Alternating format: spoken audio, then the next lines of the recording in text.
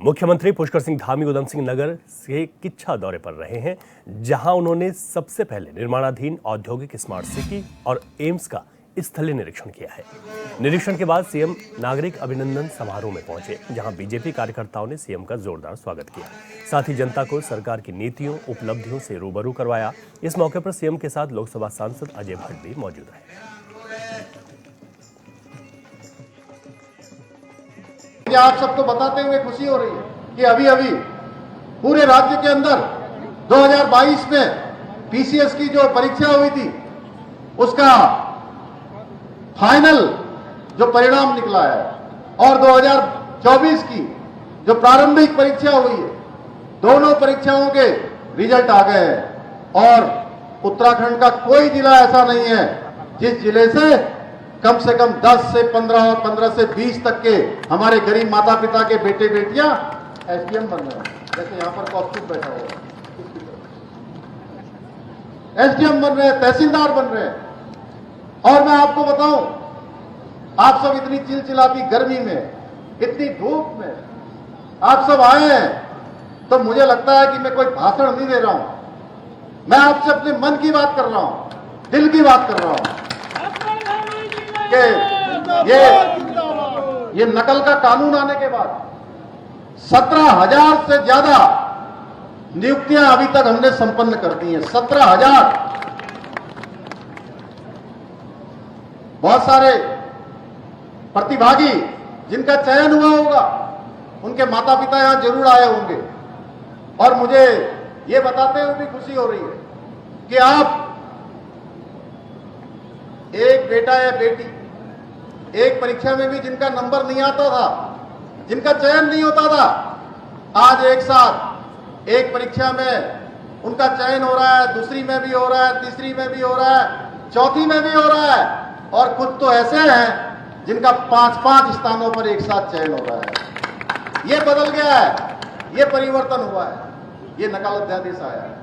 इसी प्रकार से हम समान नागरिक संहिता का कानून लेकर आए, समान नागरिक संहिता का विधेयक हम लेकर आए हैं और उत्तराखंड देवभूमि को यह गौरव प्राप्त हो गया है। देश की आजादी के बाद उत्तराखंड पहला राज्य है जहां पर समान नागरिक संहिता का विधेयक बनने के बाद बहुत जल्द लागू होने वाला है, एक्ट के रूप में लागू होने वाला है। और वो हम किसी को टारगेट करने के लिए नहीं लाए हैं, हम किसी के पक्षपात के लिए भी नहीं लाए हैं, सबकी समानता के लिए हम लेकर आए हैं भाइयों बहनों। और इसका मैंडेट, इसका यह जनादेश हमको उत्तराखंड की देवतुल्य जनता ने दिया था। कई बार मैं बड़े बड़े टेलीविजन के डिबेट में जाता हूं तो मुझे लोग पूछते हैं कि आपने सबसे पहले लागू क्यों किया।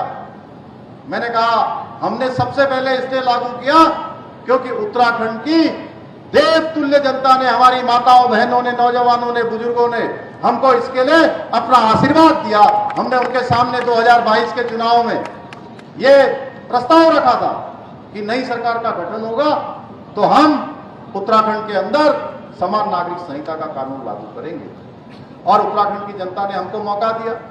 प्रदेश के इतिहास में, प्रदेश बनने के बाद पहली बार किसी भी राजनीतिक दल को हर बार चुनाव होता था और चुनाव के बाद क्या होता था, शुक्ला जी भी उसी धोखे में चले गए और उधर आगे वाले भी उसी धोखे में चले गए, कुछ जगह और भी चले गए। सिंघल साहब आप तो बाल बाल करते हो, ये हमारे राजेश जी कितने वोटों से रहे हैं? 1456 वोटों से। सबको लग रहा था, क्योंकि हर बार होता यहाँ था कि हर बार चुनाव होता था और चुनाव के बाद सरकार बदल जाती थी। ये चुनाव हुआ जी, जो सरकार चल रही है अगली सरकार आ गई, फिर चुनाव हुआ, जो सरकार चल रही है फिर अगली सरकार आ गई, अगली पार्टी की सरकार आ गई। इस बार भी लोगों के मन में यही था, यही बड़े बड़े हमारे जो विद्वान थे राजनीति के क्षेत्र, उनका भी विश्लेषण यही था कि इस बार सरकार बदल जाएगी। लेकिन उत्तराखंड की देवतुल्य जनता ने ये परिपाटी तोड़ दी, ये मिथक तोड़ दिया और नया इतिहास बना दिया। लगातार भारतीय जनता पार्टी की सरकार पहले भी थी, उसी सरकार को आगे भी सेवा करने का अवसर प्रदान कर दिया।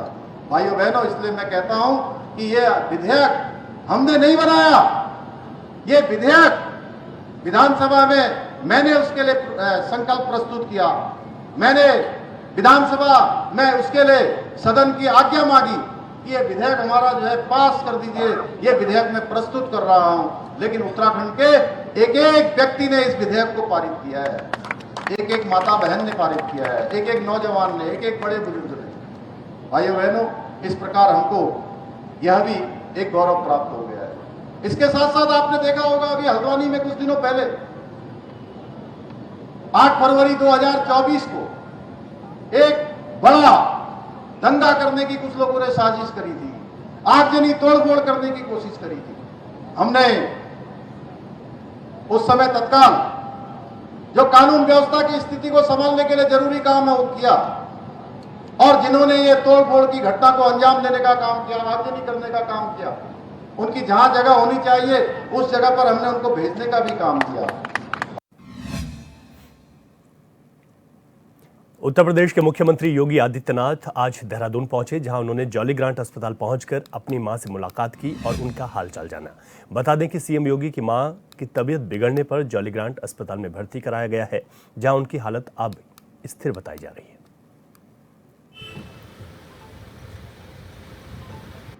माताजी 5 दिन पहले यहाँ पर एडमिट हुई है, और एक इनफैक्ट उनको थोड़ा सा आँख की प्रॉब्लम काफ़ी दिनों से चल रही थी, और इस बीच में कुछ दर्द हो रहा था और देखने में ज़्यादा प्रॉब्लम हो रही थी। और एहतियातन तौर पर जब यहाँ लाया गया, उनको उम्र को ध्यान में रखते हुए 85-86 के आसपास हैं, तो उनकी पूरी जांच हो रही है। और इसी बीच में ये हुआ कि माननीय मुख्यमंत्री उत्तर प्रदेश सरकार, उनके द्वारा भी इच्छा जाहिर की कि मैं माता जी को देखने यहाँ पे आना चाहता हूँ करके। कोई ऐसी सीरियस बात नहीं है, आँख की प्रॉब्लम है, और होपफुली अब एज के हिसाब से थोड़ा डिटोरेशन तो समय के हिसाब से होता ही है, और पहले उनका कैटरेक्ट का ऑपरेशन हुआ है और कुछ दिखने में और ख़राबी बढ़ गई है, तो हम जांच कर रहे हैं, और होपफुली ये है कि बहुत जल्दी वो ठीक हो जाएंगी। हम 1-2 दिन में उनको डिस्चार्ज यहाँ से कर देंगे। उत्तराखंड की केदारनाथ विधानसभा सीट पर उपचुनाव होना है, जिसके लिए कांग्रेस और बीजेपी ने अपनी तैयारियां शुरू कर दी हैं। एक तरफ जहां बीजेपी ने अपने मंत्रियों को केदारनाथ में लगाया हुआ है, वहीं कांग्रेस ने अपने 2 नेताओं को आगामी विधानसभा उपचुनाव के लिए पर्यवेक्षक बना दिया। इसी को लेकर उत्तराखंड महिला कांग्रेस की अध्यक्ष ज्योति रौतेला का कहना है कि पार्टी पूरी तरह चुनाव के लिए तैयार है। साथ ही चुनाव की डेट आने से मतदान तक महिला कांग्रेस घर घर जाकर मतदाताओं से कांग्रेस के पक्ष में मतदान की अपील करेगी। साथ ही उन्होंने दावा किया है कि केदारनाथ सीट पर कांग्रेस अपना परचम लहराएगी। पूरी टीम पूरे 1 महीने जो भी टाइम, देखिए हमारी जो महिला कांग्रेस की लोकल टीम है तो वहाँ पे है ही, लेकिन जैसे इलेक्शन की डेट आएगी, इलेक्शन की डेट आने से लेकर चुनाव तक हम लोग खुद भी घर घर घूमेंगे। मैं और मेरी पूरी टीम पूरे 1 महीने जो भी टाइम इलेक्शन कमीशन इलेक्शन का देगा, हम लोग वहाँ गांव-गांव घूमेंगे। जो महिला सुरक्षा का मुद्दा है, जो केदारनाथ में इस बार जो यात्रा का रूट चेंज किया गया, बेरोजगारी है, महंगाई है, इन मुद्दों के साथ लोगों के बीच में जाएंगे और बताएंगे कि भाजपा की सरकार क्या कर रही है। और वैसे भी अभी तक जितनी बात हमारे केदारनाथ के लोगों से हो रही है, केदारनाथ की जनता जानती है कि भाजपा सरकार ने उनके साथ क्या किया, और वो पहले से मन बना चुकी है कि कांग्रेस के साथ खड़ी रहेगी, कांग्रेस को वोट देगी। उत्तराखंड में पलायन एक बड़ी समस्या रही है। वहीं अब सरकार पलायन को रोकने के लिए दीपावली से पहले 150 उद्यमियों से संवाद कर पलायन रोकने के ऊपर काम करने जा रही है। बीजेपी नेता और दर्जा प्राप्त मंत्री मधु भट्ट का कहना है कि हमारी सरकार पलायन रोकने के लिए हर संभव प्रयास कर रही है। वहीं सरकार का मुख्य उद्देश्य राज्य के युवाओं और महिलाओं को स्वरोजगार उपलब्ध कराना है, जिसके लिए सरकार पूरी कोशिश कर रही है। जिस तरह उत्तराखंड पर्यटन और अन्य गतिविधियों में एक नया मुकाम पूरे विश्व में बना चुका है, उसी तरह अब स्वरोजगार में भी अब नई और अलग पहचान बनाएगा। उसमें तो वो भी नहीं मानते, कोई भी नहीं मानता। जब से उत्तराखंड राज्य बना है, हमारी सरकार का मुख्य जो उद्देश्य है यहाँ के युवाओं को, यहाँ की महिलाओं को, यहाँ के जो स्थानीय लोग हैं उनको स्वरोजगार उपलब्ध कराना। और पलायन को रोकना, क्योंकि गांव में दूरस्थ क्षेत्र में एक रोजगार बड़ी एक समस्या बना हुआ है। उस रोजगार को और स्वयंसेवी संस्थाओं के माध्यम से और जो उद्यमी हैं हमारे जो विभिन्न क्षेत्रों में काम करते हैं उनको पहाड़ की ओर वो आएँ और यहाँ के जो निवासियों को उनकी जो यहाँ हमारे उत्पाद हैं, बहुत सारे हमारे पास प्रचुर संसाधन हैं, यहाँ की जड़ी बूटियाँ हैं, यहाँ का पानी है, यहाँ की बहुत सारी ऐसी प्रजातियाँ हैं जो और अन्य स्थानों में नहीं पाई जाती। उसको लेकर जो उद्यमियों का जो एक आकर्षण का केंद्र जो उत्तराखंड बना हुआ है, इसको लेकर माननीय मुख्यमंत्री श्री पुष्कर सिंह धामी जी अनेकों बार उन्होंने इन्वेस्टर समिट आयोजित किए हैं और बड़ी संख्या में उद्यमी जो हैं यहाँ पर अपने उद्योग धंधे स्थापित करने के लिए तैयार हैं। उनके साथ ये जो बैठक हो रही है, मुझे लगता है कि आने वाले समय में उत्तराखंड स्वरोजगार के लिए और अन्य जो हमारे संसाधन हैं उनके लिए एक अलग जो पूरा एक विश्व में एक नई पहचान बना चुका है, तो रोजगार के क्षेत्र में भी एक नया जो है एक मुकाम हासिल करेगा।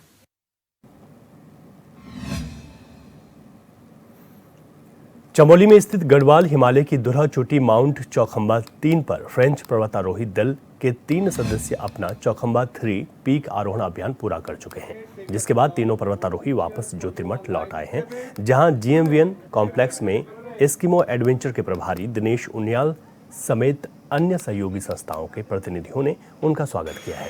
सभी लोगों ने तीनों फ्रेंच पर्वतारोहियों के गले में तुलसी की माला डालकर उनका स्वागत किया।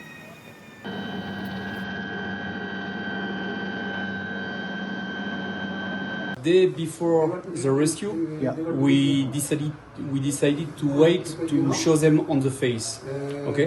And at the beginning of the evening, Vivian shows the light on the face, so we know that one was alive. Okay.